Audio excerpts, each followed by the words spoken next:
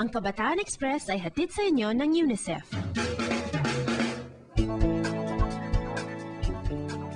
Sabi nila, walang mga api kung walang magpapaapi. Naniniwala po ako na kung walang magpapape, walang mga ape. Dahil kung alam naman po ng isang tao ang kanyang karapatan, kaya niya pong ipaglaban ang kanyang sarili at proteksyonan ang kanyang sarili. Nasa atin naman po yun kung kinakailangan po natin magpape. Gaya ko na lang po ngayon as a 4th year student, meron po kami lesson na naging related po sa topic na yan. Yun na lang po sa El Filibusterismo, yung nangyari po kay Holy. Nagpaalipin po siya kay Hermana Penchang para po makakuha po siya ng perang pantubos para po sa kanyang nahuling amag kapatid. Tsaka po gaya na lang po nung nangyari sa atin nung nasakop tayo ng mga banyaga na kinailangan po natin magpaalipin para lang po natin makamit yung kalayaan natin. Naniniwala ako na walang mga ape kung walang magpapaape dahil naniniwala din ako na tayong mga kabataan ang may hawak ng mga pangyayari sa ating buhay. So kung hindi natin nahayaan na inaapi tayo ng iba, wala rin mga api sa atin. Dahil katulad nga ng sinabi ng iba, no one can hurt you without your consent. Eh bakit kaya may mga bully? Dahil din ba hinahayaan ng iba na pagtripan sila ng kanilang mga kaklase? Sa ulat ng Manila Bureau, susubukan nilang ipaliwanag kung ano ang pinagdadaanan ng isang bully at ng kanyang biktima.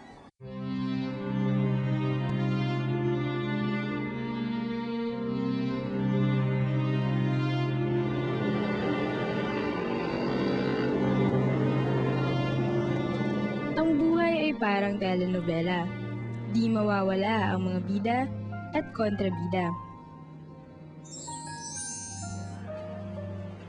Tulad na lang ng istorya ng kabataang ito, natawagin na lang nating si Princess. Masasabi nating siya'y tipikal na bidang inaapi. Ayoko lang pumasok eh.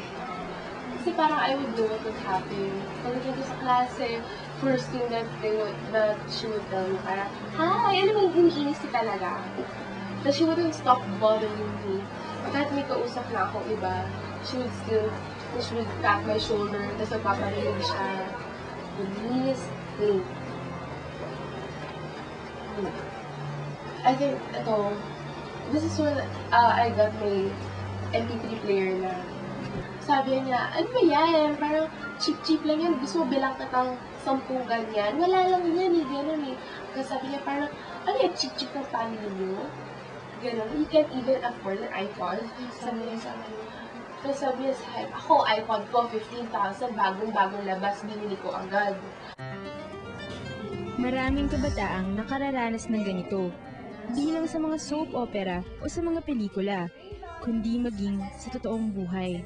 Bullying is any action towards another person which hurts the person either emotionally or physically. The major difference is, kasi diba, that happens every time in the playground, no, in the classroom, but what sets apart bullying from other regular fights? The major difference is, for bullies, Jess, for bullying, there's a imbalance of power. There's an imbalance of power, meaning to say, the one who's hurting the bullied, the victim is weaker compared to the bully. No? So, and actually, that power, the power actually is what the bully uses in order to be able to hurt the other person. Bakit mo naman inaaway si Tin? Hindi ako!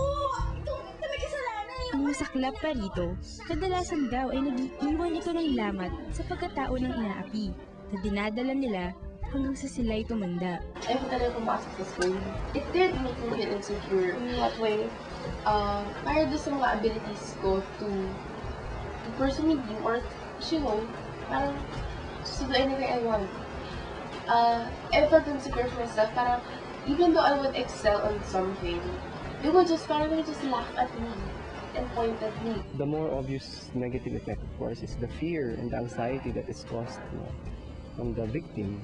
Imagine going to school, waking up every morning, and then having this expectation that sometime during that day, the bully will attack or threaten or harass her or him.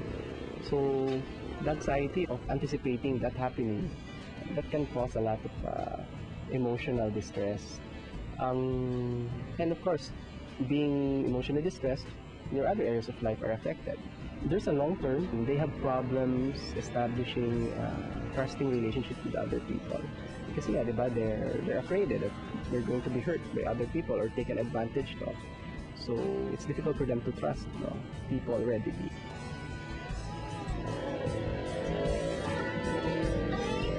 Ayon sa mga eksperto, may mga tao raw talagang lapitin ng mga bullies. Oftentimes, bullies target those who are defenseless against their bullying. And the way bullies would do it is, sometimes they try you out first. So they try to bully you in one way or another, and then they'll try to assess if you're going to fight back or not. And if you are defenseless against his attacks or her attacks, then he would continue on doing the bullying. Kung may bida, may kontrabida. At heto naman ang kwento nila sa amin. May mga taong, alam mo yung medyo weirdo na, medyo yun yung mga napagdidiskitan namin ng konti. Yung parang weird people na medyo nakakainis din minsan. Dahil parang tatanga-tanga, gano'n. Parang papasabi na break na siya. Break na siya. Kasi sumusunod, worm ka, worm naman siya. So wrestling kayong dalawa, wrestling talaga silang dalawa. Nag-cheer pa yung buong class. Yung mga boys pala, mga boys lang. Actually, hindi naman planado yun. Naisip ko lang na atrasan. Bullying kami na malakas gumanda rin. Kunyari, naglalakad kami. So kasama kami. Tatalsiya kami ng putik sa uniform. Ginawa lang isang kasama, binuhat yung nakatalsik, binato doon sa putikan. So tumba siya, puro putik yung damit. Diba? Tapos hindi naman kami sinusumbong. Doon kami nagtataka. Kasi hindi kami sinusumbong for doing those things. Another characteristic is they're impulsive. To say kung ano yung bugso ng damdamin nila, that's what they follow. Contrary to common belief, na they are insecure, that's why they're doing this. A lot of researchers have already shown na that's not the case. As a matter of fact, ang mga bullies, they're very confident, but they have this strong need for power, for status. Dati fulfilling talaga eh. Saya ng pakiramdam, parang high ka. Parang may times na gano'n, parang halimbawa planado, tas na-execute yung plan. Yung medyo, galing natin. Perfect. From grade school, high school, it will eventually pervade up until he grows up. Not until he learns suddenly na it's not really an effective way of dealing with other people. Trip lang talaga kami. Trip lang talaga. Oo.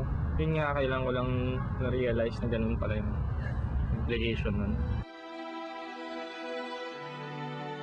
Ako na yan, na. Lahat. Yung iba kasi hindi ko na nakita pero tingin ko naman pag nakita kami, tapos na yun. But we were young din, diba? Bata pa tayo. So, iba na nga ngayon. And closest friends pa, diba? Pero di lahat ng bullies ay nagbago na tulad ni Vincent. Patuloy pa rin ang pangbibiktima nila sa mga tulad ni Princess. The first thing, of course, is to seek support from an adult. And the adult can be an adult in the school system or outside. Part of that would be also to approach your counselor. Your guidance counselors will really help you, find ways to deal with this problem. Try to be more assertive. Don't be afraid to assert your rights and your privileges and your basic dignity as a person. Sa ating buhay, tayo mismo ang makapipili kung anong papel ang ating gagampanan. Tayo ba'y magiging bida o kontrabida? Tayo ba'y magiging bidang mawawalan ng pag-asa pag naapi o magtitiwala ba tayo sa ating sarili? Ano man ang ating mga piliin, ito ang magdidikta ng wakas ng ating istorya.